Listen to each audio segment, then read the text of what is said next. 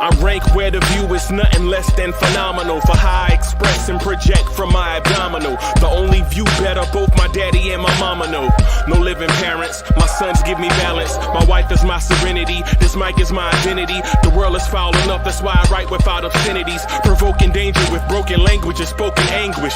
Begging to get hurt, why would you ask to go through changes? Yes, Lord, life's a chessboard, master the angles.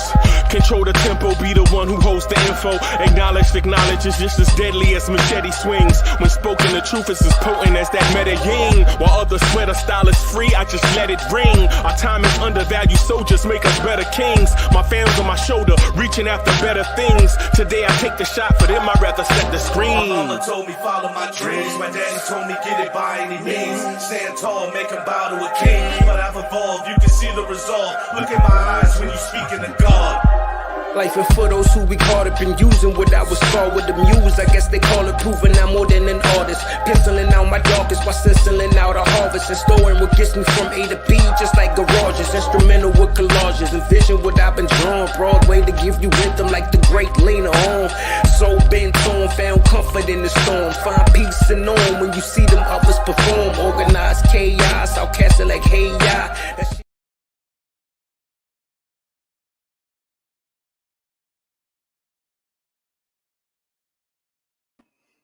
Yo, party people in the place to be. What's good? It's your number one Chief Rockin' Knicks Universe, your main man, Uncle Freezy. And welcome to the premier Knicks in the Morning Time show, the Knicks Morning Drive. Salute, salute, salute, everyone. Salute, salute, salute. Pastor Jay is in the building. Kev Taylor is in the building. Kev, what's happening, man? Smitty in the building. Metz is in the building. Fitzy is in here. Okay. Mass is in the building. 27 is in the building. Just Knicks is in the building early this morning. Man, salute, y'all. Justo11 is in the building. Bruce Washington is in the building. Salute to Bruce Washington. Quiet Money. What's good? D'Angelo, what's happening? What's good? What's good? My brother D'Angelo is in the building. Salute everybody. Cowboy Bob is on the way. He'll be here in a little bit. I'm glad y'all are here. I hope your week is starting off on a good foot. Salute, salute, salute. Shy Legacy is in the building. Salute, man. Salute, y'all. Man, salute to all of y'all, man. I hope y'all week is starting off well. Let's see. Okay. So I want to do this. I'm going to put this out there early and then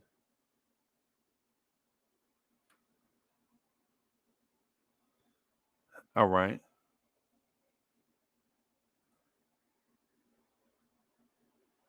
Right. Hey, good morning. Salute, salute, salute. Man, I'm not gonna lie to y'all, man. I'm not even gonna lie to you, man. I'm disappointed about what I saw yesterday. I mean, I ain't even gonna lie to you. Mets, good morning, man. How you doing? Morning, Freezy. And yeah, I'm just hold on, Mets. I was in the middle of a thought, bro. You just jump right in and cut me. Go ahead, bro. Go ahead. Do your thing. Go ahead. I'm in full agreement with you. I was disappointed. I mean, you've heard of that YouTube channel, Awful Coaching? No. Basically, he'll nitpick. He will pick apart games where he either praises one team's defense or overly scaths and goes off the handle blasting another team's defense. And what he says on the Knicks in Game 4 is not wrong. I mean, you saw guys trying to guard the screen from over the top instead of cutting underneath. You saw guys getting to the wrong place at the wrong time. In other words, I'm starting to think our defense has gotten a little stagnant, and Carlisle has picked up on that.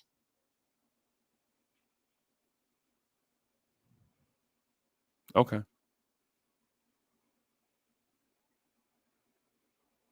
So what's your? So I mean, what you complained just now? What's your correction? I'm just saying he's got to drill the fundamentals back into these guys today during their training session to get ready for tomorrow night. I.e., cut under the screens, don't go over the top to defend them, don't pay attention as to where the ball is going or watch the cutters, that sort of thing. Right. But both are fundamentals. I mean, what's your strategy though? Is the strategy can't be fundamentals. Everybody has fundamentals though. What's your strategy? Is your strategy go under the screen so that their 3-point shooters can be more open and just trust that they'll miss? Is that what you're saying? Go under the screen so you try to find a way to cut off the 3-point shooters. You can't. Well, if you go under the screen though, if you go under, then you're leaving the 3-point shooters open over the top of the screen.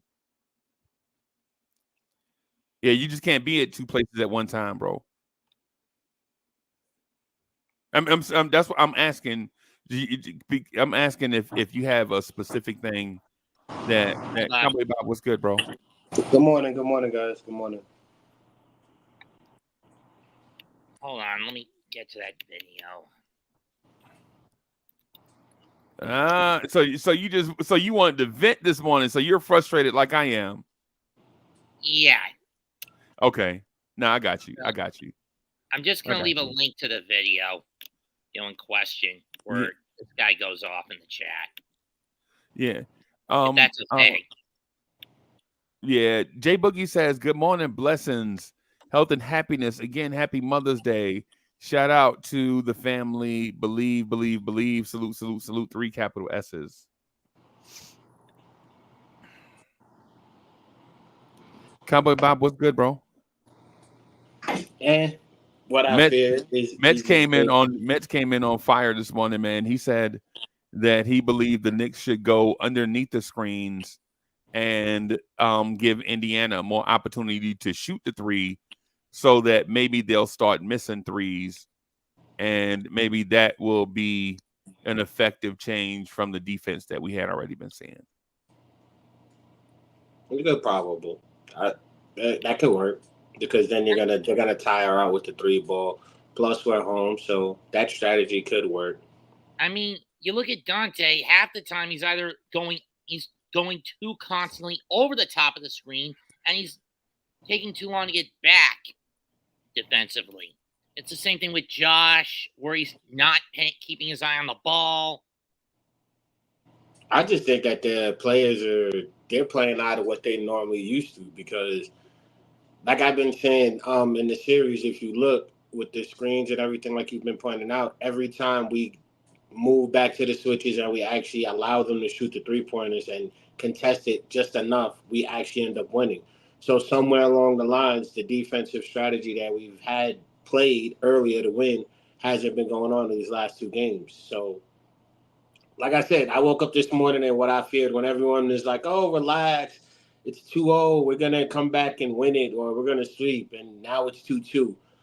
And everybody keeps telling me to relax. Nah, we should have won the 3rd game, and on top of that, the defensive setup is playing into both their offense and their defense. Whatever we do offensively, it's helping out their defense. And whatever we're doing defensively is helping out their offense. So, Matt, you're right. I could see that as a change. Whereas offensively, we need to force Jalen to get the ball out of his own hands a lot faster. Keep his head up instead of pointing his head down to focus on the ball. That's why I said I wanted him in the half court, off ball, up until the half court position, because I think he's more effective that way. But I don't know. But when he throws the burden onto his own back, that's when he gets in trouble. I mean, I can't comment because, again, like I said, I'm pissed. I'm really, and anything I say can and will be used against me. This is Knicks court. Like, we hold receipts here.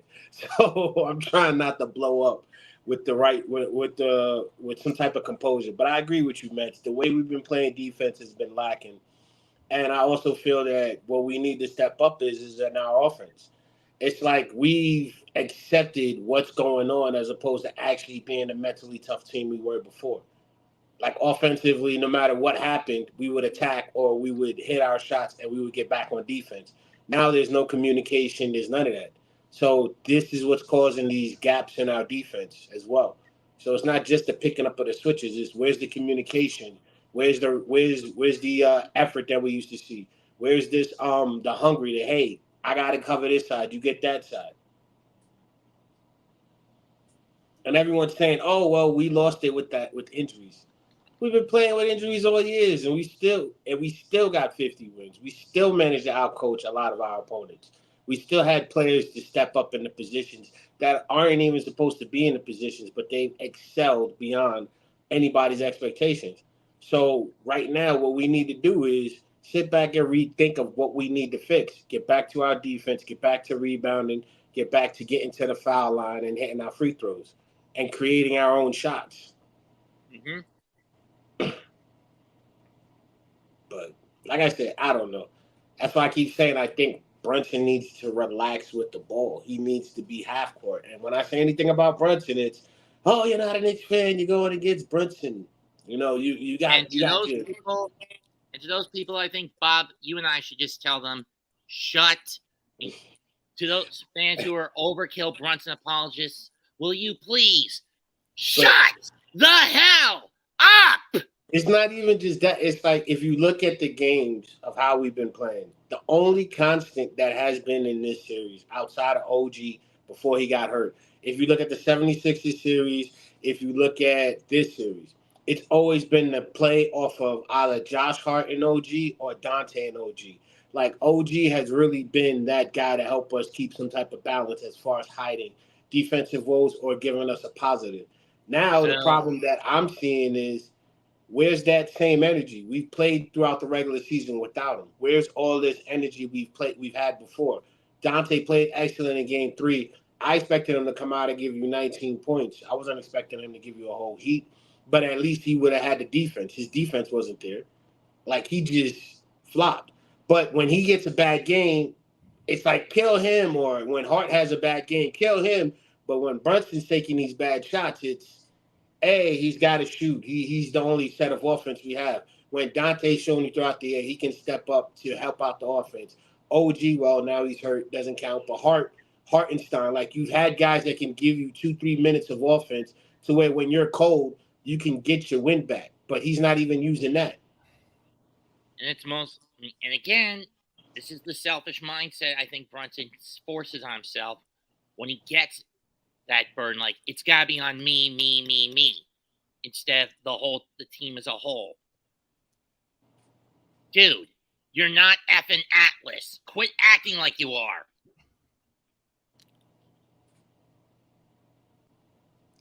Know what I mean? Mm-hmm. Like I said, there's tons of things we can do, and I could point them all out, but I don't think we have enough time for that. Go ahead and point them out, bro. All right, cool. So let's start this off with the offense. The starter rotation is what we need to do. Is we need to start off some way, somehow, to see in the first 5 minutes we start our rotations. Hartenstein, Precious, Josh Hart, Dante, Brunson. After 5 minutes, we see where we're going as far as our defense and our offense. If they get into a nice run to where it's a 10-2 lead, or we call a timeout early within that time frame because our offense or our defense is struggling, bring in Alec Burks. Take out Dante, and have Brunson and Alec Burks see if they can control the offense. If that's having an issue, take out Brunson for 2 minutes and let Dante and Burks run the offense. Now, with that being said, you also got to take out Precious Achua sometimes, or at least switch him to the center. But for me, I'd actually just play Sims at the 5 and leave Precious at the 4 as long as I could. And if we're going to go small, move Josh Hart there and then bring McBride in to do the guard 2 and then the small forward with Dante. And then keep that type of rotation all night for the first half. See where we're at, make the adjustments, and then from those adjustments, Now we can start going downhill more with Brunson. Now we can start taking those shots because, to be honest with you, the third quarter, I've noticed we've been getting in rhythm. Yes, we played better in the third, but it doesn't necessarily mean we're going to win. But if we get into the third like we did last time, cutting to the lead, bringing it down to where the fourth comes in, now those pressure minutes and those rests that we needed, we done early, and we got everyone involved. Also, I think it would help Dante out with Burks because Dante's been saying it that with Burke being present, he has a way of slowing down and changing up the offense. And in the last two games, last game he was missing, but he still was helping out the offense, and it looked different. I want to use him more with Brunson to where Brunson gets the ball in the half court offense, and he's able to actually set up a lot better. That's the only reason why I would have Burke and Brunson. The rebounding game, Precious, you're on the boards, and Hartenstein. Oh, my fault. And Hartenstein, make sure when you're doing your switches on a pick and roll, you stay with your man. You don't, because see, that's the thing. When you go forward, sometimes they stay with the man, and that's what happened with Hartenstein. He'll go into the pick and stay with the mixed match of Halliburton. As opposed to him doing that, he should be able to switch back to his man when they get back off of the screen. Like allow them to let the screen go, step out a little bit, hesitate, and then let him go around, Dante to go around, or Josh Hart to go around and stay with that man. We need to work on that. Also, Josh Hart, your job is to, like I said, triple double. I don't need you to score 20 points. That to me is you don't need to do that much because me expecting you to hit 1 3-pointer one time every time at the end of a fourth quarter is highly unlikely. Me expecting you to give us 14, 12 rebounds is good. About 12 points is good. That's what we want. And we want you to get those assist numbers when we're struggling. Dante, basically all we need you to do is just play defense and create off of the defense. From that, that's where we're going to go ahead and make our bread and butter. That being said, I think that if we control a tempo and do it that way and let them play into our defense, we'll win. Because what we are losing on is the offensive boards, and we're losing on the point of attack and flow of our offense. If we can mix and match with Burke, Brunson, have them go on and off ball, create some type of stagnant but yet continuous offense, it'll keep the game in flow. And we could win easily because we've seen that in game 3. Only game we really got our ass beat was in game 4, last game. So at any moment, this can shift our tides. What we need to do is just hunkle down, refocus and regroup, and pretend that this is a game 7 and every game matters.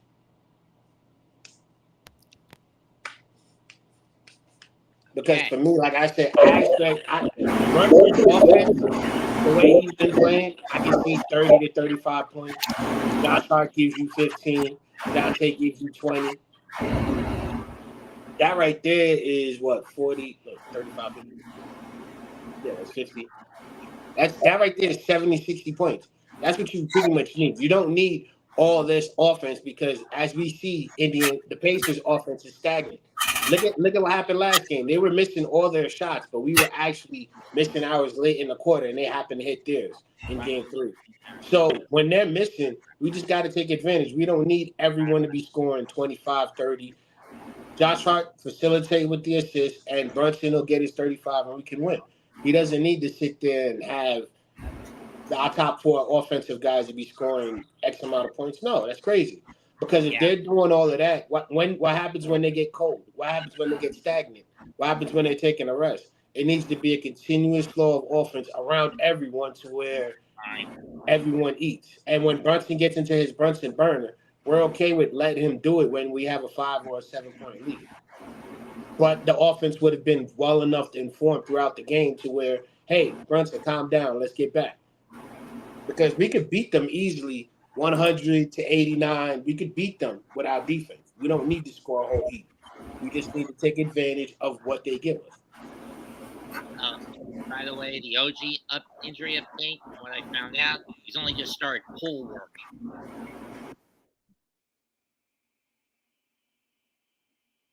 So it's been a little slow.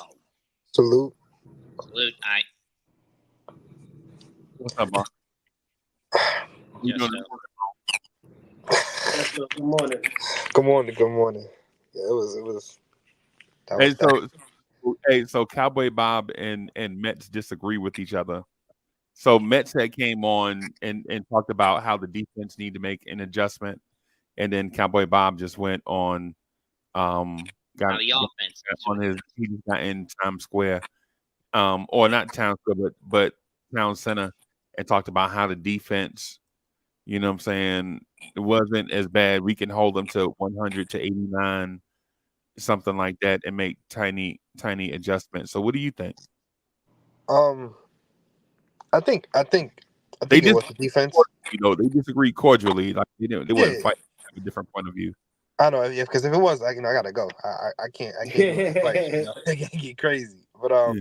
nah. But I think it was the defense. I feel like the Pacers are getting like way too many easy opportunities. Like I'm watching guys like get easy layups. Like for me, the surprising part to me in this whole series has been like Deuce, because like TJ McConnell has been working Deuce like it's like he's like a G League guy, and it's been shocking me because like I think he's almost averaged like a double off the bench. Yeah. Like I know, and I can't front like TJ McConnell's a great player, but like Deuce McBride, I thought would be at least to be in there to kind of stop that kind of play. But also uh, uh, like what Mets was saying, how guys is like I would say go under the screen. I will say because it makes me a little nervous because they have been hot from three and they've been trending, but they also did play at like a historical level yesterday, so that's not going to happen. Even I'm not. I know you guys watched the game because I was on playback, but Yeah. I know you guys seen like Miles turn to hit like a big shot three that was just like lucky, and then you see Pascal Siakam falling on the floor, throwing up a shot, he's making it. Like these guys are just making these shots that are just like they're not gonna make those every day. So, I mean, give them that shot. You might have to live with it with certain guys, but I feel like the defense was like a major problem. Just seeing the drop off of how bad it was. Because even in game two, even game three, yeah, like it was game threes and like in 3 and 2. We were holding ground. We were getting stops. It was just on the offensive end. We weren't just making anything happen. Like because game three we lost on a Hail Mary three from what was it? Nemhard. Nemhard? Yeah, Nemhard. Like we lost on a Hail Mary three. You gotta something like that. Hey man, it's your day. But yesterday it was just like I'm seeing our 5 guys on the court. Oh, I see Obi Toppin on the other side of the court. I don't see guys communicating. I don't see guys like making adjustments.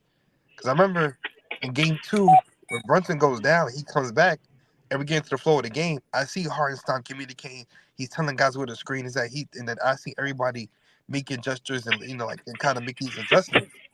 But last game, it was like nobody was there. It was as if everybody kind of like felt the energy off each other, and we're just like, whatever. So I mean, that to me is a big problem. Yes, for me. I was Agreed. just going to say about the Nesmar 3, we actually didn't lose there because the game was 102-102. Josh Hart got blocked on a goaltend. They came back, and then they scored on that layup where Siakam was holding Ihart for like 25 seconds, and the ref said that was an offensive foul. That's when it went from 102 to 104. Then we tied up. Then they hit that three-pointer. So at that point, preventing that two-pointer would have actually helped us in the favor because we had 2 minutes left on the clock. And we could have slowed it down. Or we could have even came back when Unc was saying it during the playback. Wait, before, don't quote me, man. Y'all use your own points. I'm here. No, I was gonna say even with when we man. had 16. Don't tie me into y'all. Yeah, don't tie me into y'all things, man. Y'all Because I was gonna say when we had 16 seconds left and we were down by 4, I think at the time. No, actually I think 3. And we were down. We was talking about, hey, get down there, score quick, foul, and then you'll still have time on the clock to set up a 3-point shot if need be, because they were bad free throw shooters. So it wasn't just his 3-pointer that prevented us from losing. Any one of those 2-3 plays I mentioned, we could have came back from the game. No, That's why I said our defense is there. It's just last game, our defense wasn't there. But the previous 3, what's killing us is the switching. Yeah, because Bob, I can't front the ending of game 3 pissed me off because I remember at the end of the game, I think I wasn't sure who said it on playback, but somebody was like, "Go for the quick 2 and then foul." Just 16 seconds is a lot of time. That was me. But that was That's why I quoted you. What I'm saying is if Cowboy Bob got a point, he could state his point. I said that because I feel like at times strategically Knicks fans don't see strategy, they see the result and want to make adjustments on the end result as opposed to making suggestions about the strategic thing that would impact the results before the result happens. That's what I'm saying. Like I call when Cowboy Bob, when we were watching, I told you, and this is game 3, everybody. This is game 3 I'm referring to. I said, Cowboy Bob, watch Jalen Brunson come out and search for a 3 with 16 seconds left when we could just go to the rim and get a layup and be down by 1 and foul them and force them to make free throws. And he did exactly that. So, D'Angelo, what's good, brother? What's up, man? What's up? Listen, before I even get started, Breezy, you were going to open up the show and start going, start off what you were going to say, but you never got it across. I wanted to hear what you actually thought. But finally, maybe you could get it, because I'll give you the floor, because this is your show. So you were going to open up and just see what you thought about everything. Hey, man, let me ask you this before I do that, man. Just let me ask you this: how you feeling today after that loss? Me personally, I mean, disgusted, just like everybody else. I mean, disgusted. But I mean, listen, we love our Brunson, and he's playing at 50%. He's telling everybody he's fine. He's not fine. We could see that. He has no lift. And he knows that, listen, it's do or die right now, and he's going to give his all when he doesn't have it right now. So, and who's our backup plan? We don't have one because we're short on guys. So I feel I'm pissed off. Yeah, to get blown out there with those piss color uniforms they got, and what's his face over there, Mr. On the bench, like what he was doing for the Knicks, hopping over there with his little grins and him like being a little cocky, his little cocky self. You didn't have to leave the Knicks, buddy. You didn't get the starting role where you are. You're coming off the bench. So keep with your little stupid grins on your stupid face, because he just got me ticked off like, oh, I'm the baddest. No, you're not. That team is still soft, Indiana. We're going to beat them. I think we're going to come out. Flames are throwing tomorrow. We're going to be fine. It's just that guys are running on fumes right now. I mean, I'm just trying. Listen, we're running on fumes. If it was up to me as coach today, I would give him the full day off and let him rest today and go into practice tomorrow before the game. These guys are smart guys. They just need some rest. They need to cool. They just say, like, I'll be going into the coach and say, guys, we know the game plan. Take the day off. Relax. Go out with your wives. Chill. And we'll get back to practice tomorrow morning. You know? The guys need a breather. I was thinking what you were saying, D'Angelo. What I was thinking is something it's the same but different. What I would have done is after the game yesterday, I would have had everything packed after the game and flew them straight back to the city and told them to go home and watch this loss off and just rest, and then bring them back in. Bring them back in tonight, not for practice, but for strategic walkthrough for the adjustments. Right, I would not have allowed them. I would not have allowed them in the building for 24 hours, like what you said. But I would have started it earlier. I would have started it like the game was over last night. So they probably were out of Indiana's building probably at about 7. So I would have told them I would have been like the 24-hour rule. You know what I'm saying? Once we probably would have got back to the city and unpacked about 9. I probably would have called them in about 9:00 last night. Did strategic walkthrough, check on injuries and all that stuff just to get updates, right? And then just do the walkthrough. These are our adjustments. That way the coaching staff could have a entire 24 hours to themselves to watch film maybe 3 or 4 times and make adjustments, right? Exactly. And then send them home, like keep them there for about an hour, send them home and not bring them back till about 1:00 the next day to start your basketball day. Permission to speak. But you're right though. I would definitely have kept them off their feet.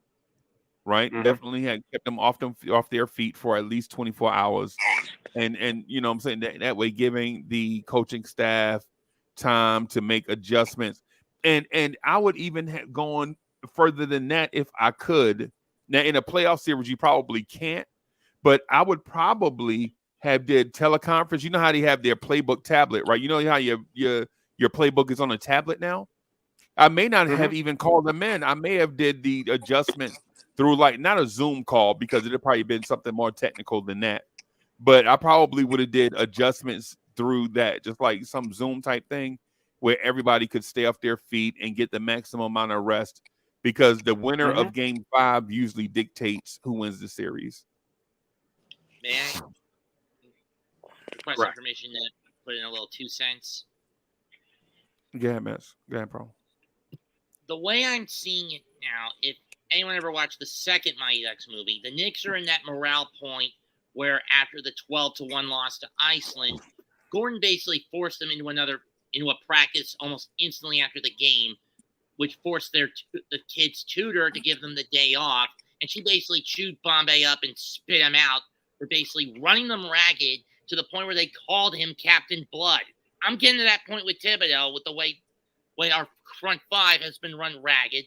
They're playing horribly. I'm at the point of calling his ass Captain Blood, and I would be justified in that. No, Give them the day off. I'm on your page, yours and D'Angelo's page, Freezy.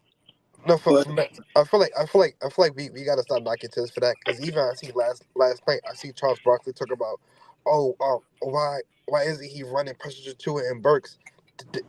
We've all watched this year how bad they've been. That's why already our rotations was already so short because we've seen the regular season how poor they played and they had opportunities, and we're down 4 rotational players who are key pieces.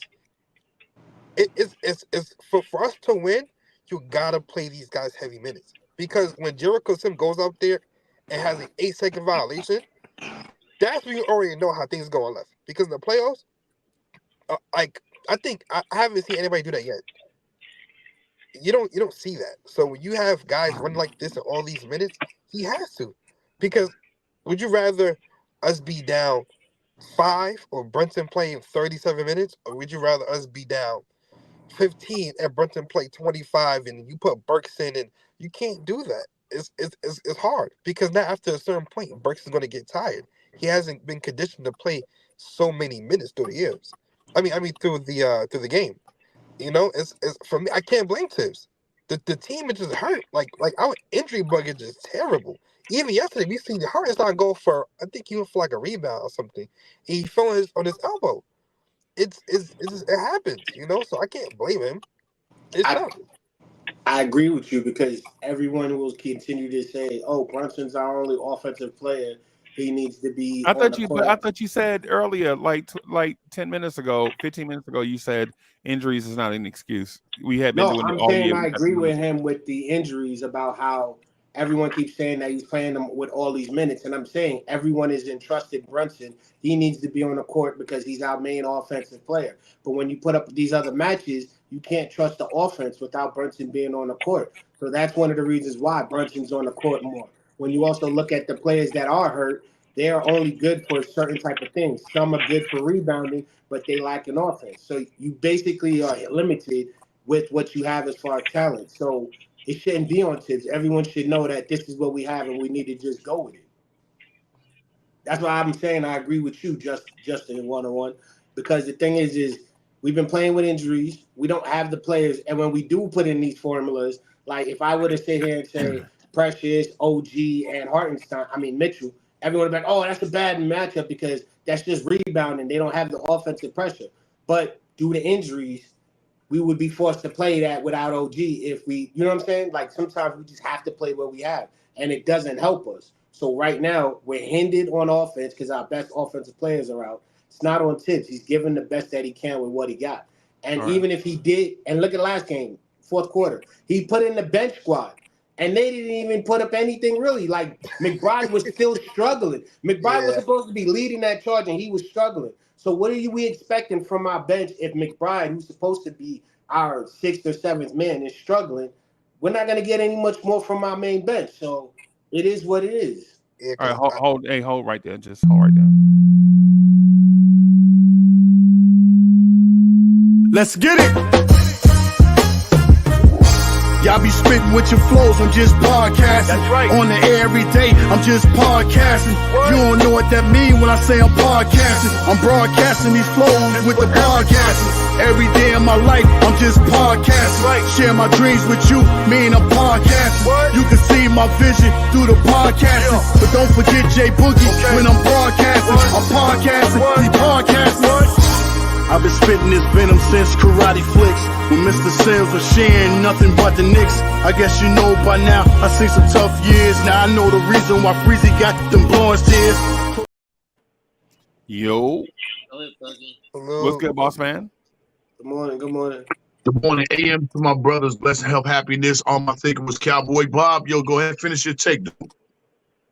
Okay. All right. No, because my take was just with the injuries, we're riddled, and we make an adjustment, and no matter what we do, it's going to be bad, but it always falls on Tibbs, and I don't think that's fair because we're limited offensively, we're limited defensively, and we all know this team healthy, we would be the best. Tibbs deserves to get a pat on the back for making the adjustments to where we can still be winning. I'm good. And good morning, J-Bug. Good morning, y'all great men of honor, man. Shout out to everybody again. The day after the day, which we don't need just that day just to say Happy Mother's Day. Again, Happy Mother's Day, because every day is a Mother's Day. So let me shout out to this network, this channel. Happy Mother's Day and blessings to all them beautiful moms, to all your beautiful moms, you know, mothers that are here and mothers that are above us, you know. We honor you and respect you, appreciate you for everything that you've done. You always, you know what I'm saying, been there for all of us. You know what I'm saying? We are great children of all the mothers. So let me allow me to say that. Shout out to everybody watching and viewing. What's good to all my brothers here, everybody rocking. Angelo, it's always good to see you, man. My brother. I see you up there, you know what I'm saying? Are you Ubering or something, man? What you doing, man? Yeah, I'm Brooklyn doing in the that with. building. That's your I'm always in the car. Yo, always in the car, man. Always in the car, man. Yeah, man. Shout out to y'all, man. Shout out to all our salespeople, Will, man. Shout out to all our salespeople, bro. Yes, that's right. That's right. Yeah, to everybody, you know what I'm saying? I would just want to start. I'll probably start with something. Rocky 4. It was on the sand, it was running. What Apollo tell him? Damn, man. It's 3. There is no tomorrow.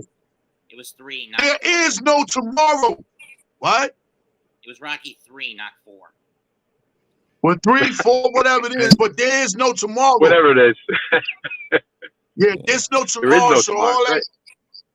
all that There extra, is no you know, tomorrow. Mets. See what y'all thinking about as far as having days off and everything. Them people already went on. They already went on film. They do the filming and all that on the flight. They already went to looking on the board and everything, looking at what they had to do. Right then, it started right as soon as they got on that flight. They already had their luggage and everything already on their flight. As soon as they left that building, and they went straight to the port and got right in the air and started, you know, viewing what was going on. But more importantly, you know what I'm saying, as far as the footage of the game yesterday, what's not on that game and what's not on that footage is going to tell you about that game is you know what I'm saying, your body energy, your efforts and everything. We gotta understand, you know, we played it in 42 hours. 42 hours. After all these games, playoff games we've been playing and with the lack of bodies, this is not regular season when you got full roster and you play back-to-back nights. This is what every game that we're playing right now is very tough on us because of the body counts, you know what I'm saying? So when we play good enough, we could have won the game.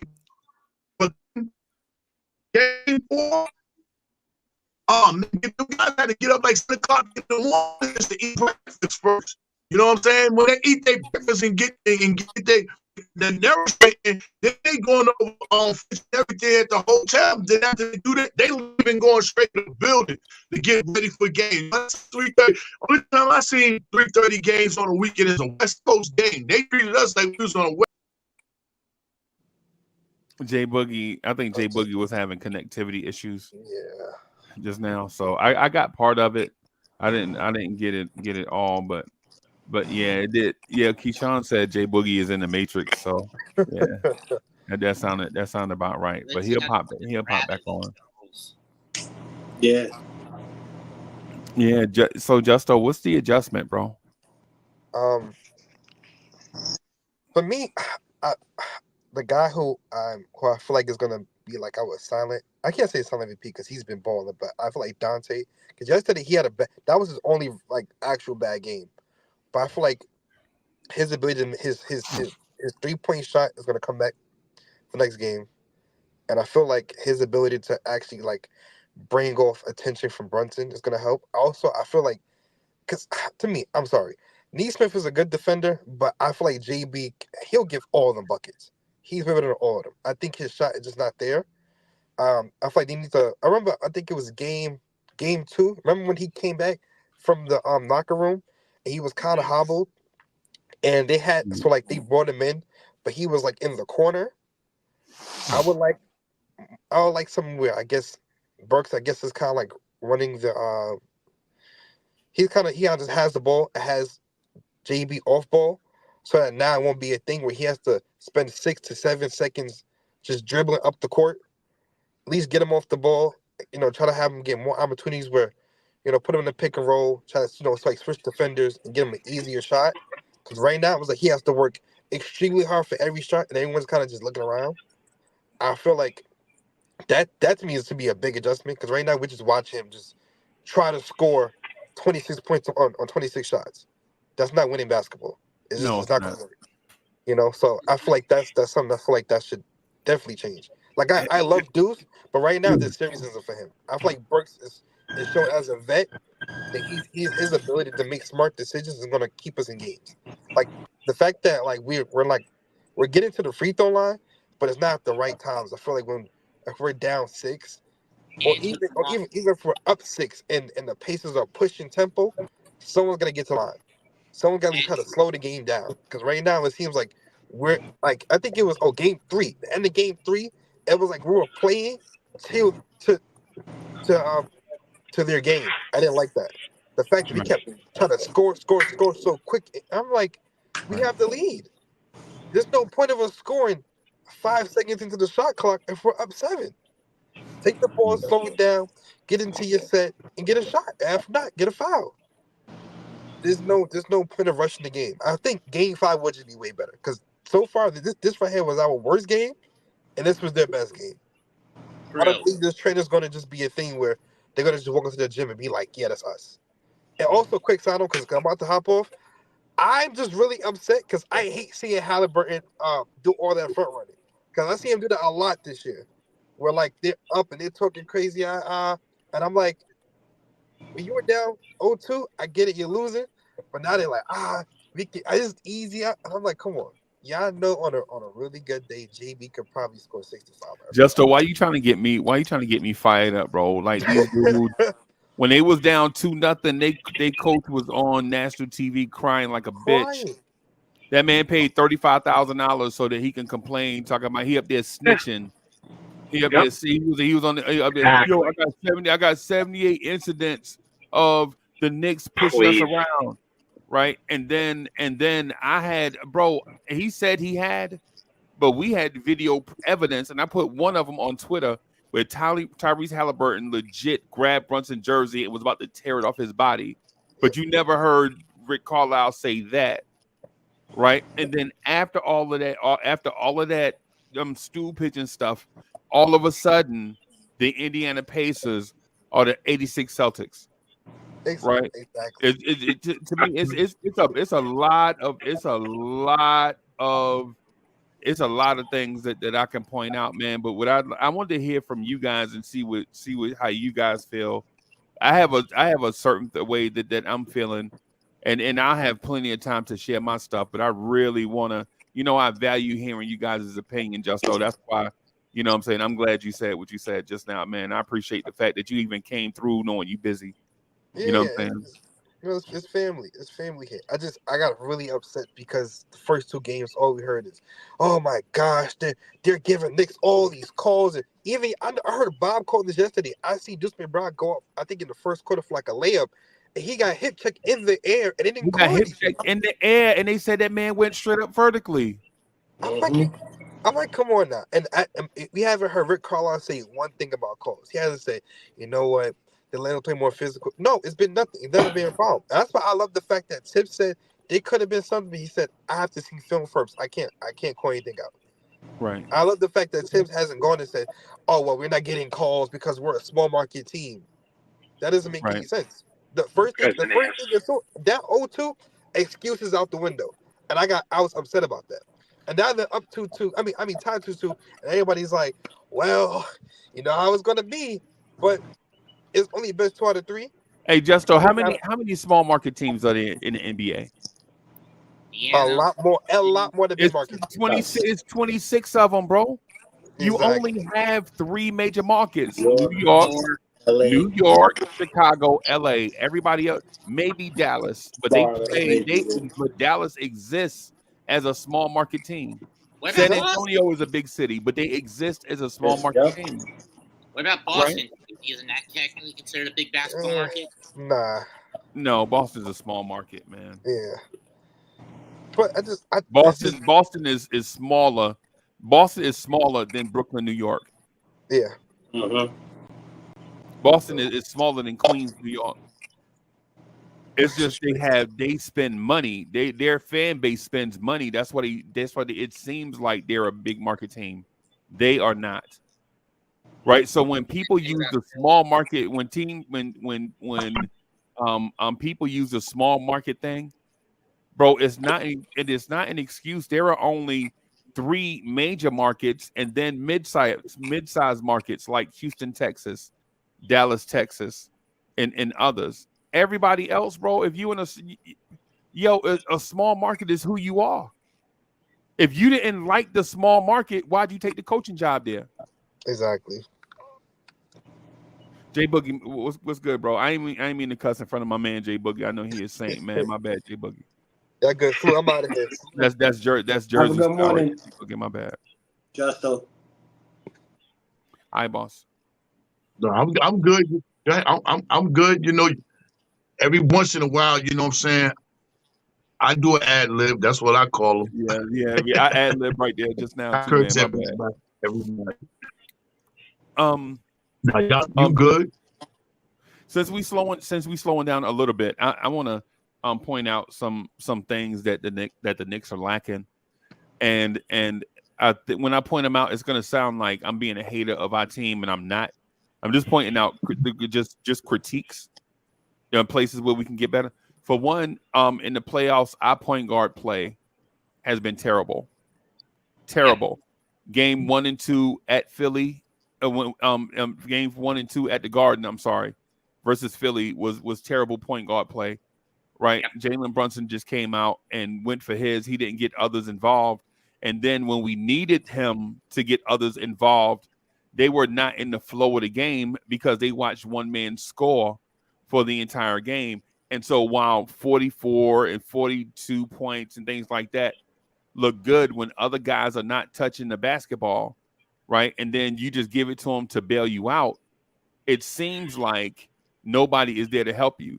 But in basketball, everybody's got to touch it, even if it's only just 1 touch or 2 touches, something like that. We got to improve our point guard and distribution. We got to get others involved early on, right? In game 3, the game 3 that Cowboy Bob was referring to that we could have won, man, Jalen Brunson and Dante DiVincenzo took 26 shots apiece.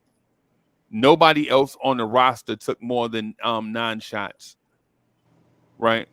So 2 people took 52 shots, and we lost. And if we came into game 4 thinking Dante DiVincenzo was going to give you another 37, 36-point game when he's not that type of guy, I think we were being naive. I think what we have to do is get others involved. We got to get others involved in our offense sooner, right? That's one part of it, right? The other part of it is if Jalen Brunson is getting hounded when he brings the ball up the floor, then have the other guard bring the ball up the floor. You have they call it a backcourt for a reason, because a backcourt consists of 2 or 3 guards at one time. Jay Boogie, you remember when we played high school, right? There was a point guard and an off guard, right? Remember, the off guard would help you bring the ball up against certain defenses, right?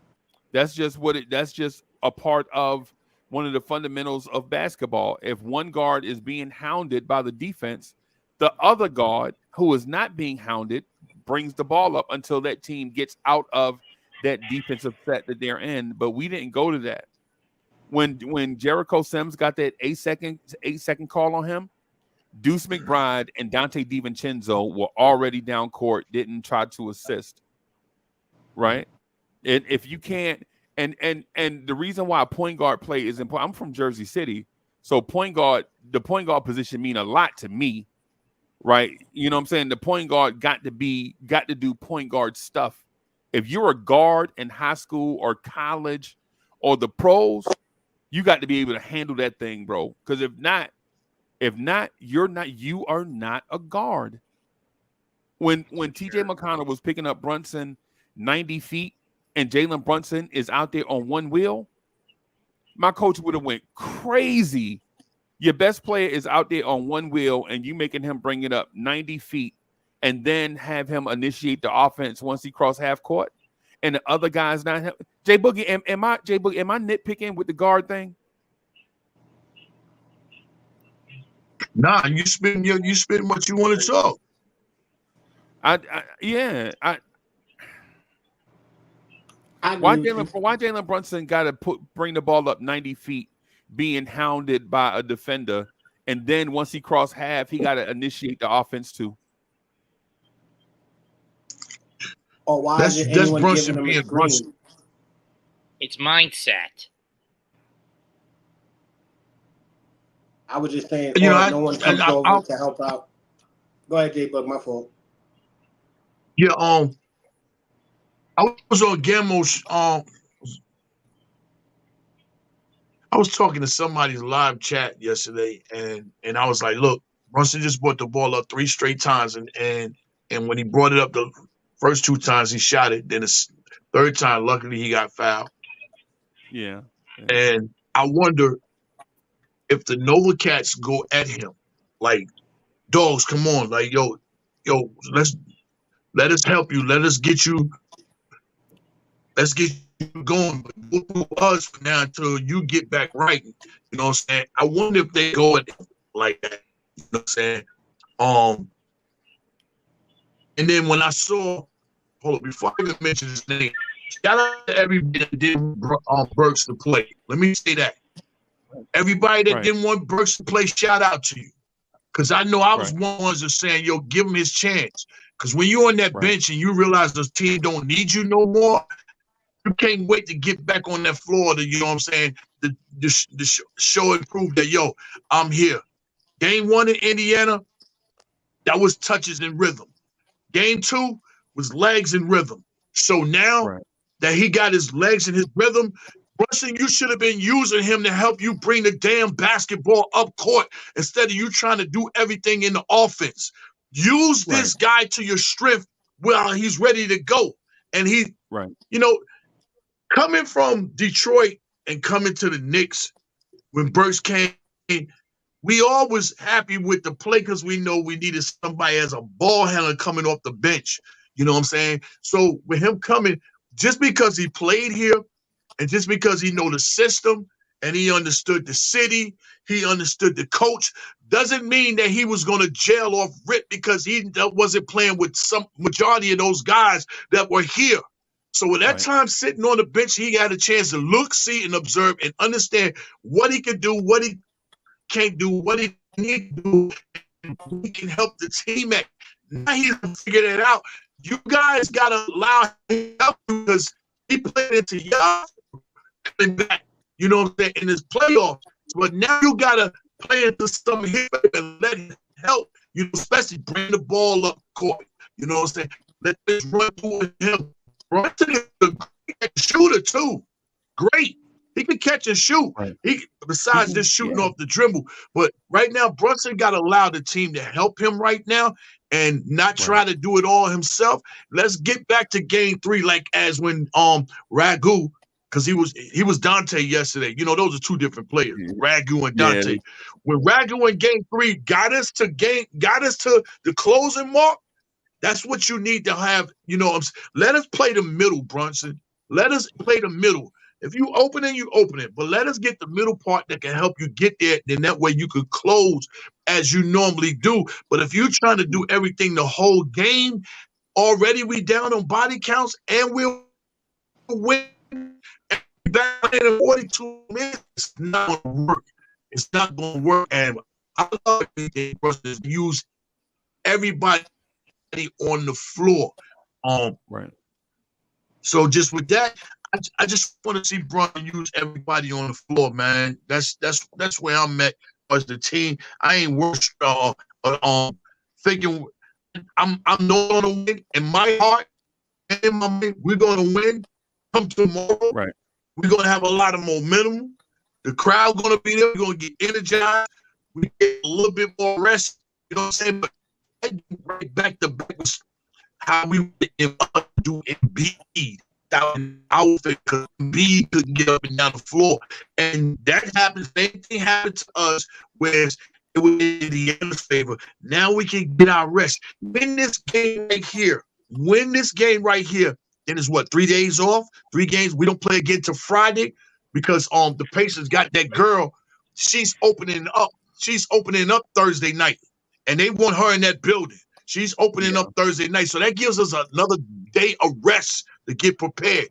So I think we're in a great position, but they took advantage of what they needed to do coming in game 4, and they had more bodies. Okay, you're getting up in 42 hours.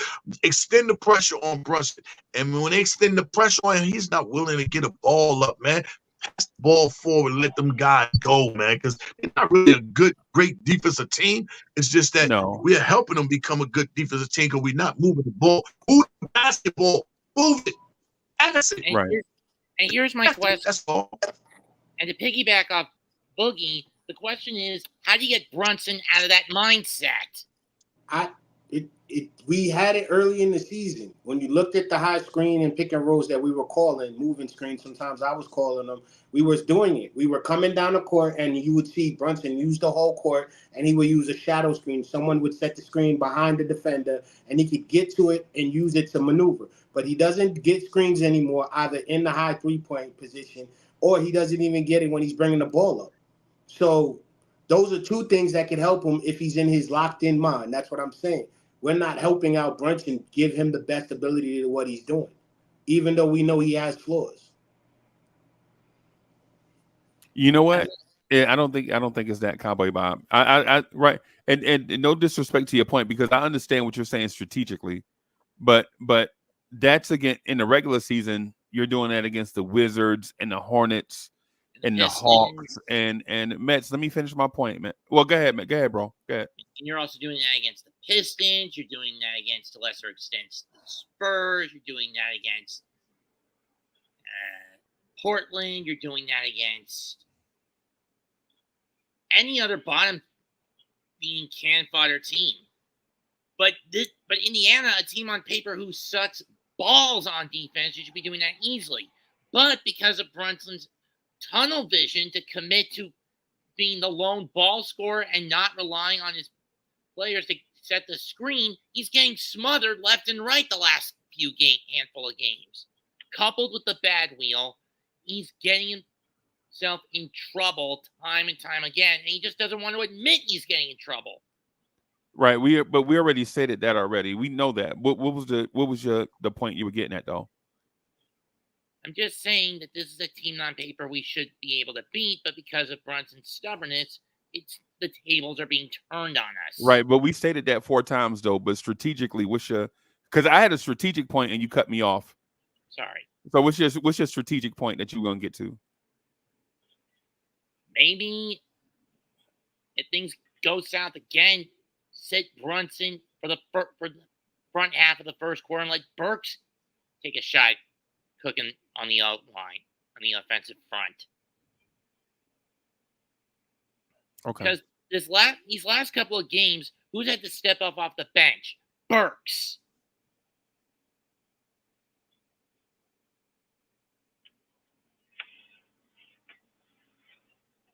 Okay. D'Angelo, what's good, brother? Not much, but Brunson's the reason why I mean, we're gonna nitpick about what Brunson's done wrong and this and that.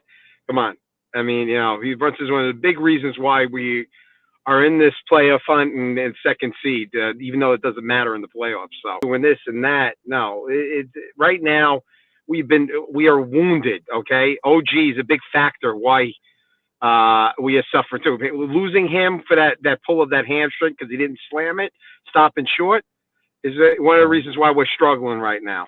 That lucky shot in Game 3, that was a lucky shot that he took, that he wailed up in the air. We should have been up 3-0, but hindsight's always 20/20. There's nothing we could do now. We go with the chips that we got. Guys got to literally rest a little during these next 2 days here, and that's it. And we'll be coming out all guns a blazing. We're not going to see the same defensive performance that we've seen late yesterday. Throw that game out the window. That wasn't the Knicks team when we were watching all this past year. Okay, so you can throw that out the window. They're going to come with that intensity. We're the extra players as fans to get them even more fired up for tomorrow. So look out, Indiana, with your piss-colored uniforms and your little pissy coach. Kiss my ass. Hey, bro, so there were a lot of things I saw yesterday, D'Angelo. For one, shout out to the Indiana Pacers cheerleaders, bro. They got some hotties over there, bro. It's just they look pretty good. I gotta admit that a little bit. It's just that they wear those ugly blue and piss color, whatever's right. Yeah. So, but hey, Mom, they didn't show too much tush with those grandma panties they had on, so I don't know.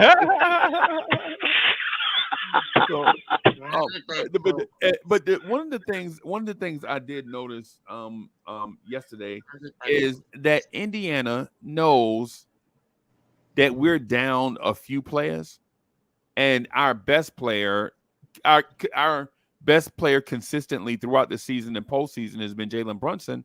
But now that Jalen Brunson is injured, it's like blood in the water, right? So instead of letting Brunson, try to figure out a way to beat them on a hobbled wheel, what they're doing is attacking him and making him make adjustments. And one of the things is we all know one thing about Jalen Brunson. Jalen Brunson does not have a major Jalen Brunson does not have a major margin of error, right? Because Jalen Brunson is not 6'6", 6'7". He's not super athletic, right? He's not super fast. He's not super strong. What Jalen Brunson is crafty. And when his craftiness is compromised, then he reverts back closer to the mean of an average NBA player. And I'm not saying that Jalen Brunson is a bad player, right? No, What I'm saying is if your best asset is compromised, right? And I'm saying this in a way, and Knicks fans, don't take this disrespectfully, right? Don't take this disrespectfully, because I'm saying it in a way that's relatable, so you'll understand where I'm coming from, right? If you are a one-trick pony and your one trick is compromised, aren't you just a pony? Mm-hmm. So I'm saying it, and I'm not saying it to be disrespectful to Brunson, right? I'm not saying, because I love Jalen Brunson and I love what he brought to the city, right? But Jalen Brunson is compromised. For instance, I'll give you an example. The Michael Jordan flu game, right? Michael Jordan's flu game, right? Michael Jordan had the flu, right? So he was compromised. But he still was able to go out and provide one of the greatest games in NBA history, because there were other things that he could go to. And for the most part, the team around him was healthy. Mm-hmm. They could pick him up, right? The thing with Jalen Brunson is with Jalen Brunson really depending on being crafty And since he's compromised, I think some of the craftiness is away. He's not able to be as shifty as possible because as a lefty with your right foot being injured, that's usually the foot that you use to get into your moves. Mm-hmm. And now that Jalen Brunson can't do that, it seems like Indiana knows that. So instead of them letting him figure it out, they're turning up the pressure on him. Right.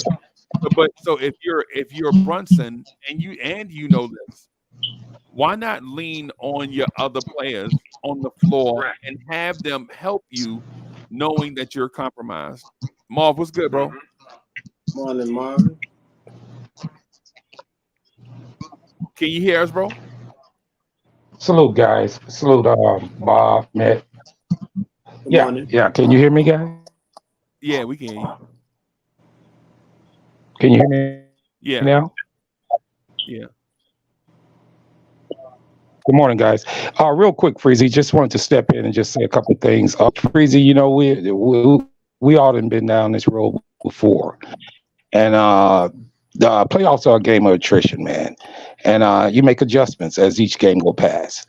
Now, I do want to say this. When you're hampered through injuries, it can be difficult. Now, you're playing against a good team, a decent team, with a pretty good coach. Listen, these guys going to make adjustments and see the weaknesses in their opponent. Now, to me, it's a 3-game series now. But New York still has the home court advantage. Now, the whole key with this thing now is winning this next game. Everything is right in front of us here now, guys. Now, if you've seen the adjustments that Indiana made, now it's Tip's turn. You have to make the adjustments to turn that back around. There's a way to get through this, guys. Now, the injuries, you can't help that. You're going to have to fight through that. Hopefully, we can get some guys back and play better. But all the arguments about the bad play yesterday and this and that, that's behind us now. You have to concentrate on the next game ahead. And that's making adjustments, getting back to the play that you know how to play. And also, if you're injured and short in staff, you have to get your defense to play to that level. And the same thing what you just brought up about Jordan. One thing the Bulls had all the time was good defense. They were able to hang their hat on a good defensive squad. If you can do that, then you can fight through these things. I'm not going to stay long, Freezy, but it's very interested on you guys' conversation. You know, I love listening to you guys. Hey, keep your head up, guys. It's going to be all right. I think so. Yeah, man. True. Yeah, man. I'm going to have to get going soon, too. I got a chiropractor appointment. About 20, a little less than 30. All right. But All right, bro. all I was going to say was, you're right about the one-trick pony, but don't we have to, at some point, not let him become a problem? Like, don't let him become his own worst enemy? No, the point that I'm getting at is others have to step up, right? But you have to allow them the space to step up. Like when Alec Burks came off the bench in game 3, right? You saw a total difference in our offensive mindset and philosophy, Yes. right? And here's the thing. Here's the thing that we forget, right? In game 3, Jalen Brunson was leaving shots short, leaving at the rim, leaving shots short, and things of that sort. So Indiana didn't even have to defend him because he was leaving shots short anyway. So now their focus was, well, if he's off, let's just smother the rest of the team. But what Indiana didn't game plan for was Alec Burks coming off the bench and providing a spark. And so the Alec Burks spark got Alec Burks spark and then Dante catching fire. You know what I'm saying? That kept us in that game. That wasn't sustainable. Dante DiVincenzo is not a 36 per game scorer. Right? That's not sustainable. And if we thought that Dante would come out today or yesterday and get us another 36 points, I think we were being naive. But what we could do though,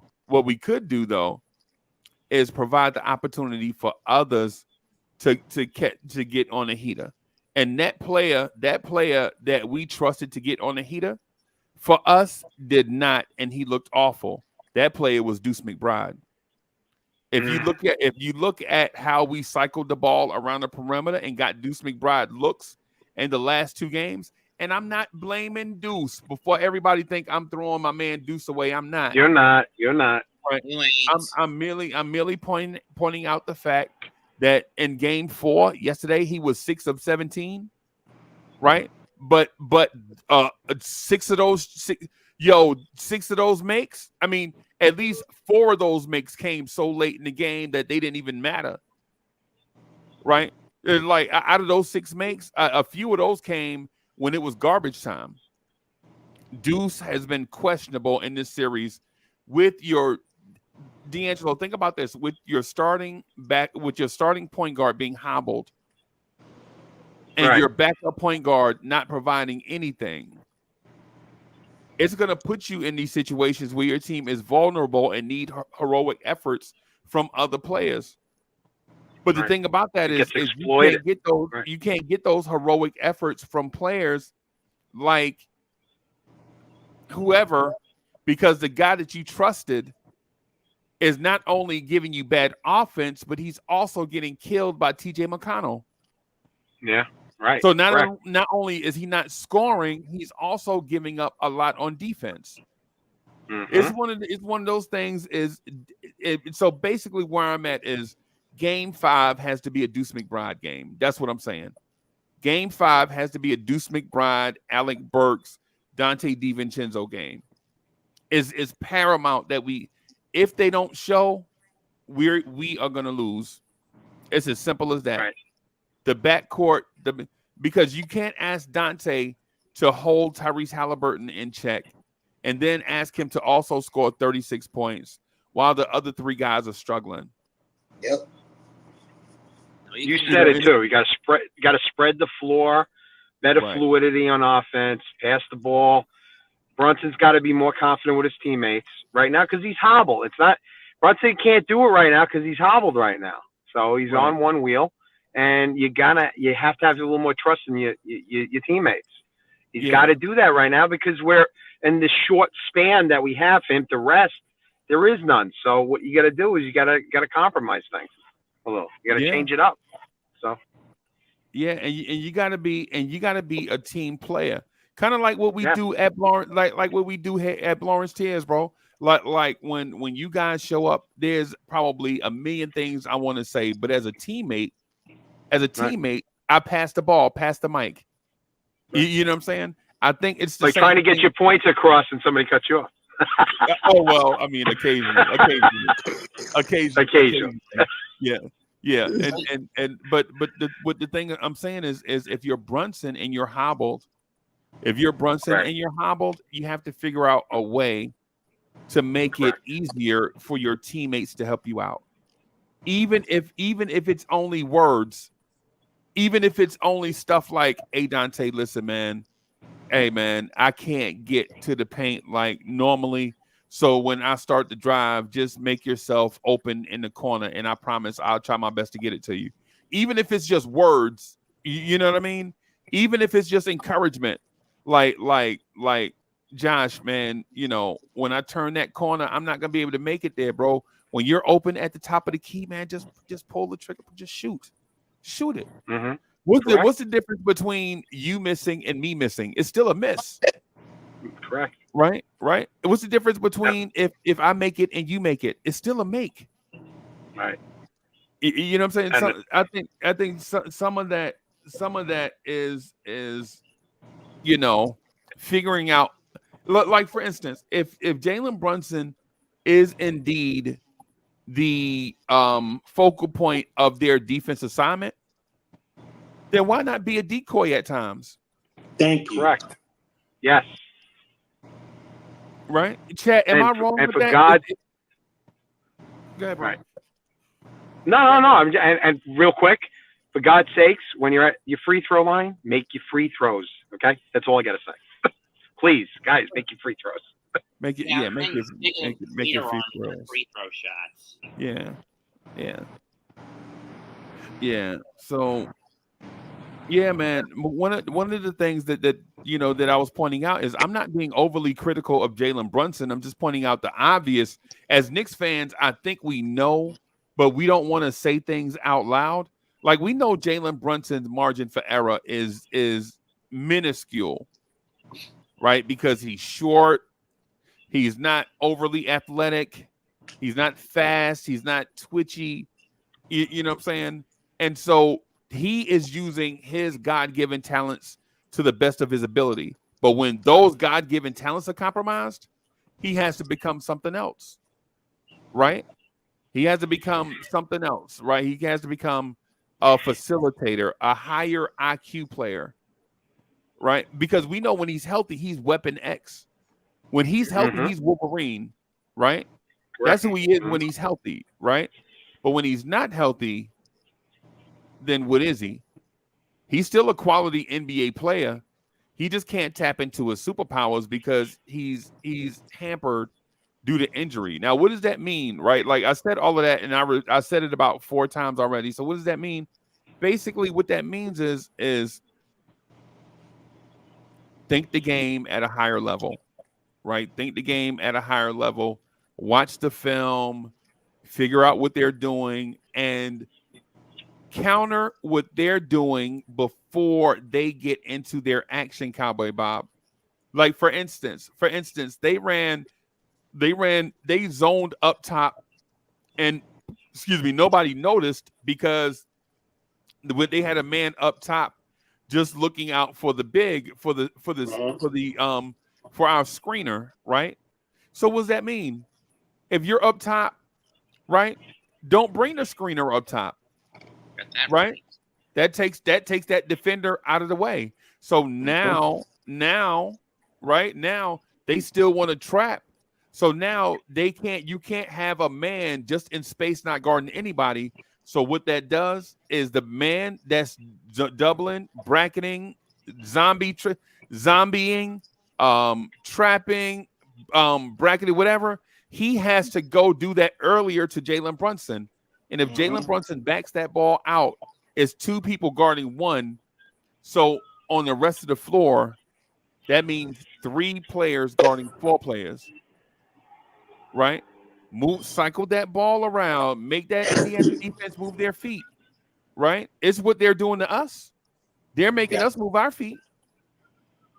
Yes, it's basic basketball. Like it doesn't take much to give them an extra screen or a pick and roll. It doesn't take much to be a backdoor cutter or moving without the ball and stop being stagnant. This is basic basketball, or finishing at the rim with the layup. Like that's what you guys should be doing, and we should be expecting it. But you ain't even giving us that. Yeah. And the rebounding too. Come on. Yeah. Yeah. And the reason why I say that is because game 1, 2, and 3, we were lacking at some points with the rebounding. Game 2, the first half, we wasn't doing well. We came back with the rebounding. Everything we do when we make the adjustments involves the rebounding and the basicness of basketball. Backdoor cuts, getting your team involved, making sure you're giving him a screen early to where if he can't get that full screen, he has enough space to cut back and split the defender. Or if he gets that screen and he sees the guys coming, he passes it off to Hartenstein, who can then be at the top of the 3-point or at the key with the ball doing his floater or pass it off. Like, we got to play basic basketball. That's the only way I can see it without us actually getting too tangled up with the plays and everything else. Just stick to regular basketball. It worked for us.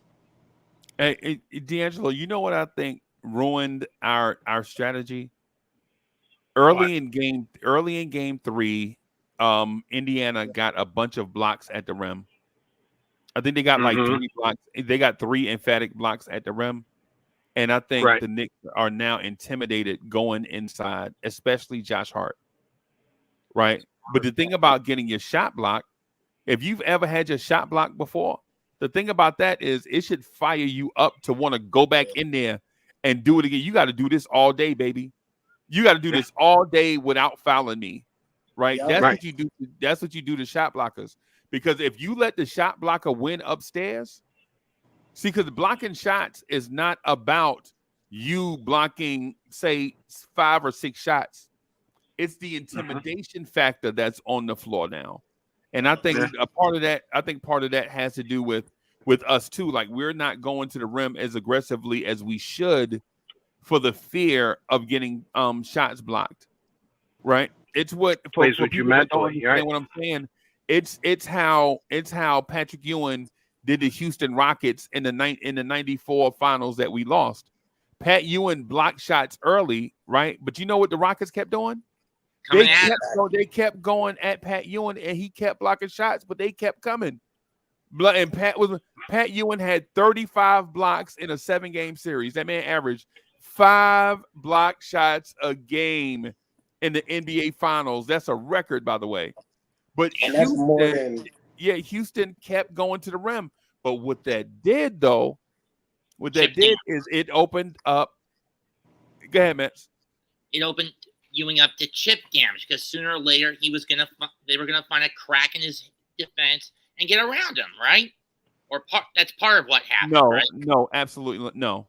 What that did was open up 3-pointers on the perimeter and key moments, right? That's what it did. Kenny Smith knocked down 2 threes because Derek Harper lost him on assignments and stuff, because when he should have been, you know what I'm saying, staying glued to his man, he was trying to help Pat Ewing block shots. Pat Ewing didn't need help blocking shots, bro.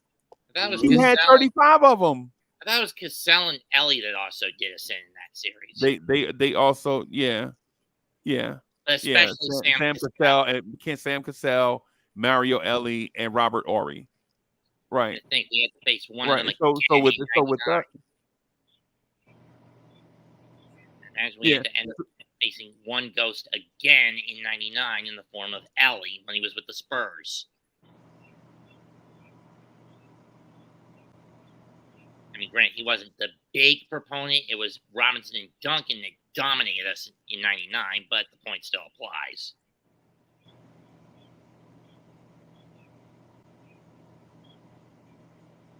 right. So how does that correlate to what the Knicks should do? It's simple. Get over the fear. Just explain it to me in a simple way. Overcome that. It's basically the whole thing of having no fear doesn't mean you're brave. It's accepting and confronting that fear that shows you've got the courage to get the job done. And getting that job done means going in, barreling into that lane, and throwing it up.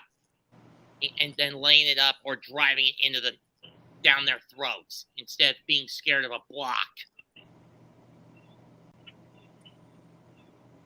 If you keep throwing those BS perimeter jumpers, you're just showing you're playing the role of a coward, at least in my view.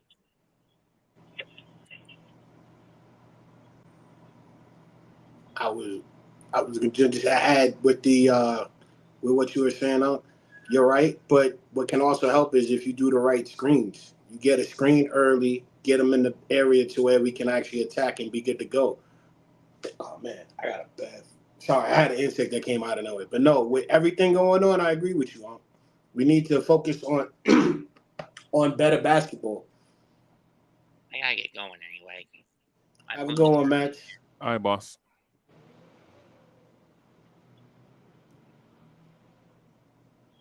Yeah, so one of the things that I was going to get at, not what Metz was saying, I understand he had a point, but one of the things I was going to point out is instead of going to the rim, foul baiting and looking for the foul call, right?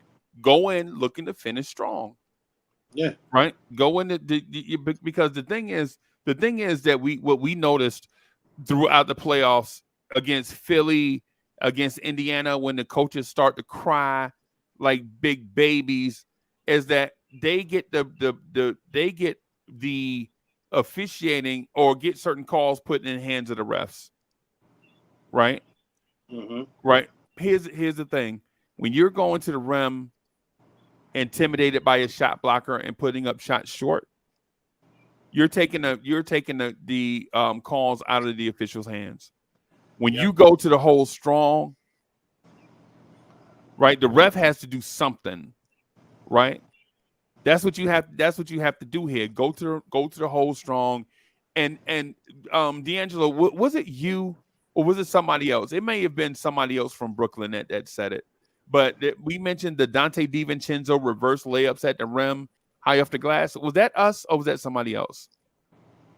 Somebody else. Maybe somebody else. Maybe it was somebody. Maybe I think it was else. Wiz in one of the live parties. No, it was Corey Lee. It was an Italian dude from Brooklyn. Oh, okay. So definitely wasn't me from Brooklyn.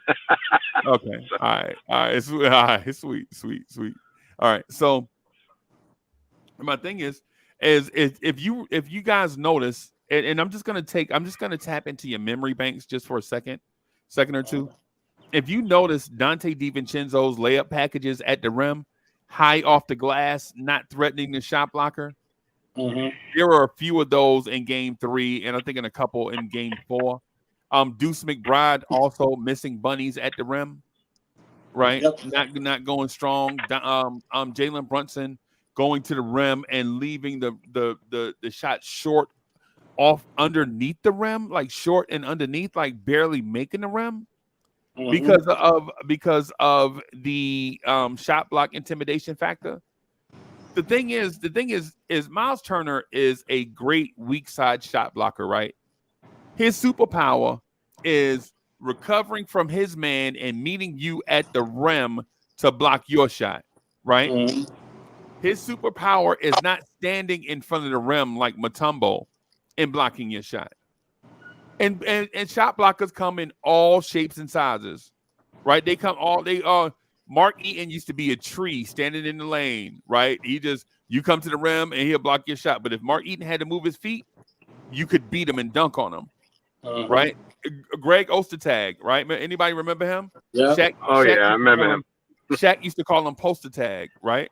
The thing is when he had to move his feet, you could dunk on him. But if he was sturdy in the paint, he would block your shot, right?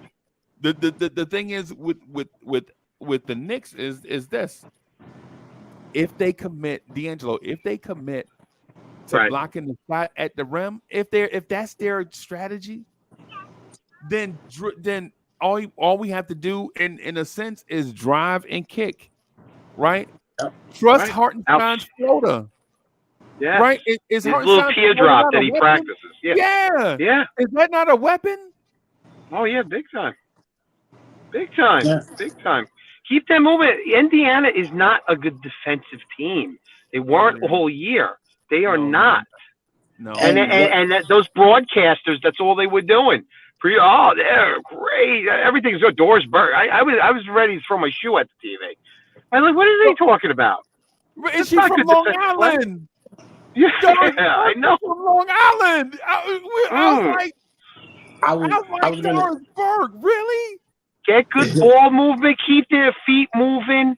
They're gonna f up. They're gonna f up this Indiana team. Yeah. That's what I was gonna say with Unk's point. Like, think about it. Oh, you block my shot. Oh, we going at you all day. Because now what's gonna end up happening is if we keep attacking you, you're gonna get tired and worn down. And two, you chasing us around opens up the kick out, open up those late screens where I could get that trailer behind me where you're over my back, passing behind me. Now someone's coming in and dunking. Then now your best blocker is off the court. Now what are we doing? We're so used to attacking. All those shots that he was blocking is now going to be less contested as opposed to us playing into his game where we're scared and he can just sit and wait and actually just get better blocks because he's not getting attacked as often or worn down defensively. Right. And that helps us with rebounds as well, because if he's coming off of his man to come to pick up another man and we pass that and we miss that shot, that floater or whatever, he's got to come back underneath the basket. We can box out and get that position right there. Boom. He's also out of position. So we lose out on not just tiring him out and keeping his feet moving and keeping him out of position, but we also lose out when he's off the court because we are mentally fatigued about attacking the rim as opposed to being comfortable. And you know, and here's the thing. Here's a thing, not the thing. I gotta say that sounds condescending when I say here's the thing. Like, it's not the most important thing. Here's my thought.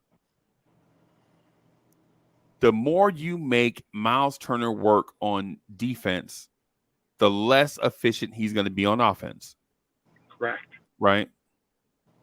All right. Here's my other thought. the more you attack the underbelly of their soft ass defense, the more open you're going to get 3-pointers on the perimeter. Correct. Right? It's one of those things where it's like Indiana's defense has not proven that they can defend an NBA team at all 3 levels. They have not proven that they can be that. That's not their thing. They are a offensive transition run team. That's what they want to do. They want to get out in the open floor and run. But the easier we make it for them, the greater they're going to be at the other stuff. Right? They have energy to get out and run and shoot threes and all those type things, right? Because we don't make them be two-way players, right? Obi Toppin is looking fantastic off their bench offensively because we're not making him rebound and play defense on the other end, right? So of course he's going to have fresh legs in the open floor, of course, right? It's simple. It's simple. And all you have to do with Indiana too, not to cut you, but you got to mentally frustrate them. Yeah, they get rattled. Yeah, they're soft. They get rattled. That's all you got to do is rattle them a little, rattle the cage a little, and then all of a sudden they're like, oh, well, they second guess themselves. You could see that they're missing shots. It's to what your point is, Freezy. So and with the time, got to do it. Did you see Kate? What's the dude number 25 off the bench for us? The dude that got the tech yesterday at the end of the game. Oh yeah, isn't he 18? His number? Oh no, that's not. No, that's Burks. Is that 25? That's Burks. Yeah, I'm sorry. Yeah. 25. Yeah, I know. Forget his name. He got a tech yesterday late in the game, and don't you know Indiana? Don't you know Indiana missed like 6 straight shots? Yeah. All he did was Cowboy Bob. All he did was get a tech yesterday, and they missed like 6 straight shots, bro. Mm-hmm. What I'm saying, in the grand scheme of things, what I'm saying is if you're the Knicks, you have to listen to Sheena Easton for the next 2 days, bro. Let's get physical. let's get and Cowboy Bob. I know you're not old enough to remember that song, but that's the only example I had. Nah, I remember. Right. We got to Nick. Hey, we have to get physical with them, bro. We have to. I understand that depth is an issue. I understand that minutes are an issue. I understand that injuries are an issue. I think our major concern is we got away from playing physical basketball. Yep. Big time. It's as simple as that. How you fix it? And you get physical. Oh, God, I'm sorry. Right. And you're going to see all tomorrow. I'm telling you.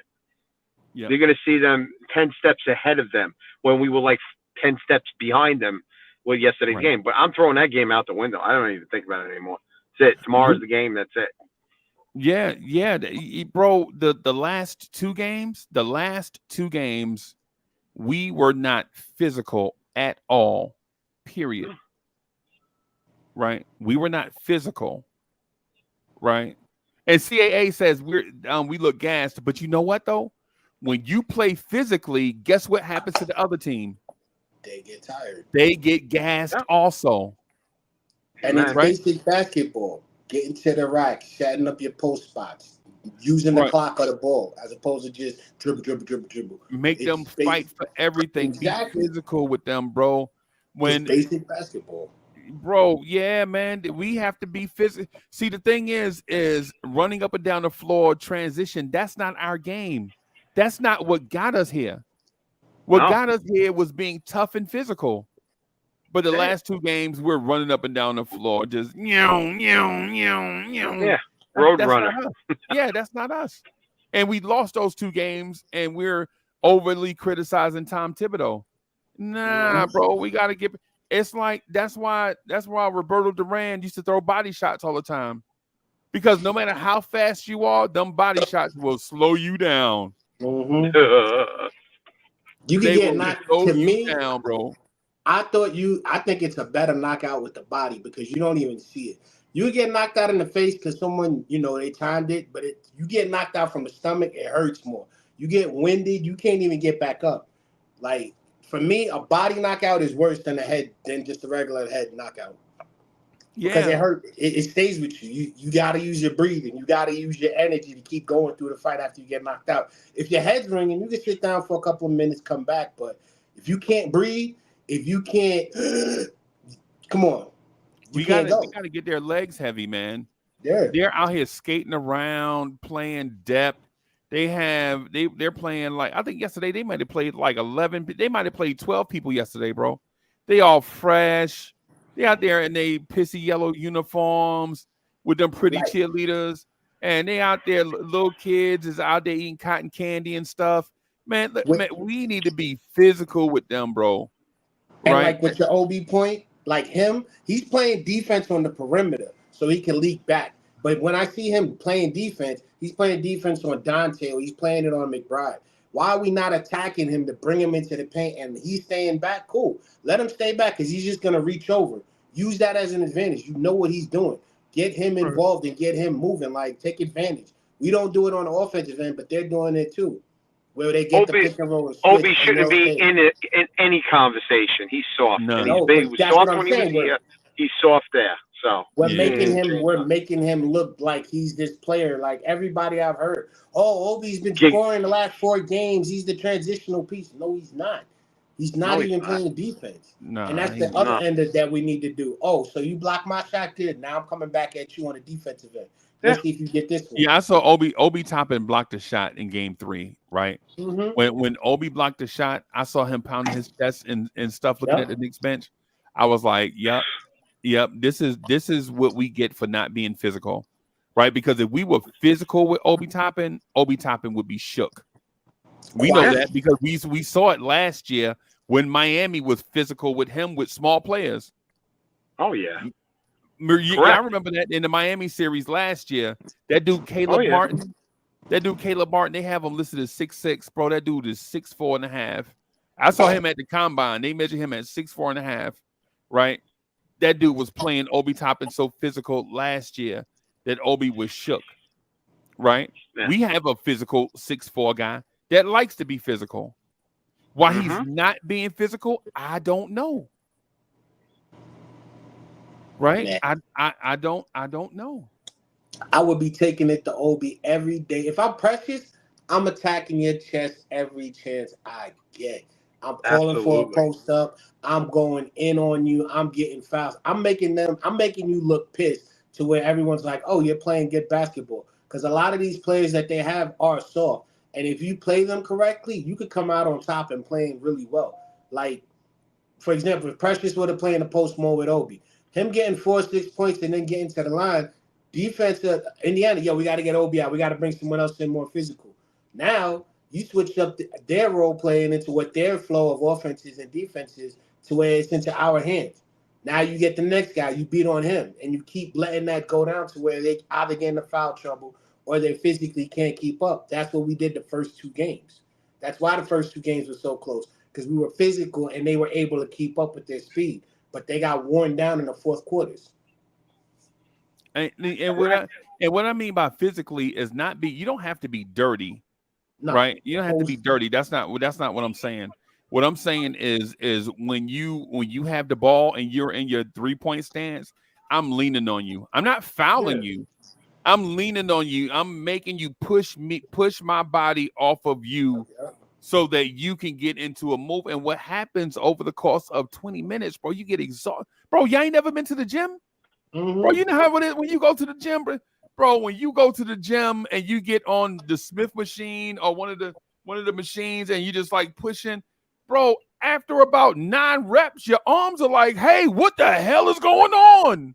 Like the rowboat machine that they had in like what was that movie with the Boomerang, like in Boomerang when they were going back. You do that for like 10 minutes, your whole body start hurting. That row machine, you going back and all you're doing is just one quick motion. Your legs, your back, everything is tight. And you're like, I only been on this machine for 10 minutes. Imagine if you're more physical on the post. Right. And imagine if you're Tyrese Halliburton at 190 pounds and Dante DiVincenzo at 205. is leaning on you for like the first 15, 20 minutes of the game, and you already have existing injuries. Right? That's one of the things I feel like if Halliburton is hurt, we're not, man. Bro, Halliburton is hurt, and we didn't even try to post him up. NYC Ball 08, thank you for the generous contribution. Knicks love, Knicks in 6. Or when they're in foul trouble, we don't take advantage of it. Y'all can play 2 games with like 4+ fouls in the fourth quarter, and we didn't attack. We just, okay.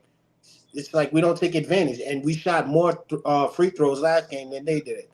Right. And we still didn't take advantage. Like, and one of the other things too, Cowboy Bob, what we didn't notice is when Hartenstein was at the rim, they legit switched Pascal Siakam onto Hartenstein and had Miles Turner on Josh Hart.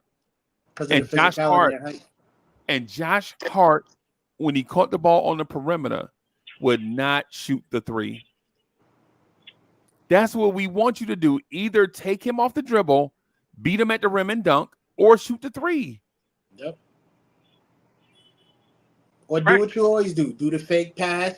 Then if you see that they're not committing, shoot the 3 or drive. That's what you always do. That's the basic basketball I'm also talking about as well. Like, you guys been doing this throughout the regular season. This is all basic. You should be, get back to the basics. You got Turner out the paint. Take that 3-point. You got Turner out the paint. He's not going to block your shot. And most times, if he does get to your shot, he's going to hit you. Because his long, lengthy body, you go straight up and shoot, he's going to hit you. Because nobody, I'm telling you, most shot blockers block you by the time you're at your peak, they're already coming up to theirs to block you.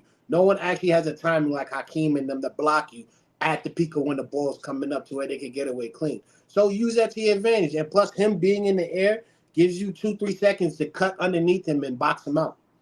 Yeah. Hey, you remember when there used to be a thing called pump fake? When you get to a shot blocker, you could just pump fake to see if they'll. Pump fake left, right, go behind the back. Yeah, all of that. You should just stand there. Matter of fact, they show it all the time in one of the basics of Hakeem. When he goes this way, he'll look like he's about to get ready to square off and fake, then come back this way. Like, yeah, all of that. That's how you get those shot blockers on their feet. Right. Right. Well, hey, everybody, that's all I got, man. I'm going to get out of here so I can finish taking his class, bro. Yeah, D'Angelo, it seemed like the older you get, the less classes you should be taking. But I find it's the opposite nowadays. Actually, you should be taking more classes to keep your mind fresh. That's what it is. It keeps your mind fresh. Yeah, I wish it would keep my wallet fresh. You gotta pay for the class and then pay to make the money back. I got you, bro. I'm not. Pay for gas to get there. Yeah, and pay for gas and buy all these supplies and all that stuff, man. It's crazy. But thank you, everybody, for coming through and rocking with us, man. Thank y'all for coming through, man. I really enjoy hearing y'all opinions and takes on stuff. It makes the life of a diehard and lifelong Knicks fans easier, knowing that there's people out here that have opinions and are willing to share. It just makes me think that I'm not in this existence by myself. You know, I'm not gonna get up here and be like, you know, super goofy about stuff and all that stuff. I get it, but my main thing is without y'all, you know what I'm saying, this whole Knicks existence thing would be bad. And to my brother, Dre, real quick, I want to say, Dre, I would love to finish our conversation another time, brother, anytime. Yeah, man. Yeah, man. All right, everybody. Y'all have a good morning. I'll holler at y'all later. Be good, Freezy. You're one of a kind. Know that. All right. Be good, brother. Hey, peace, y'all.